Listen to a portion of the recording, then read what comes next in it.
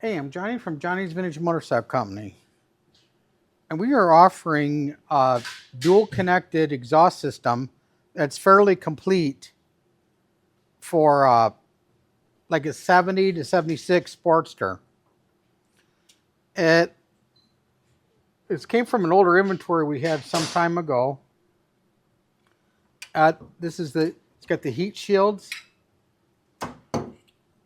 There's no road rash.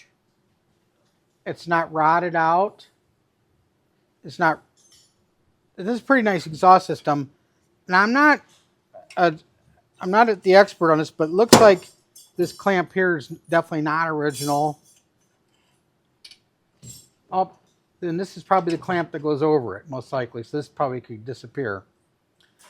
So this is looking pretty good. Obviously, if you got rid of that clamp, it'd be okay.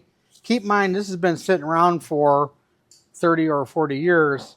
Just now they're coming back around. Got a few little dings right here, but very presentable for a nice unrestored bike.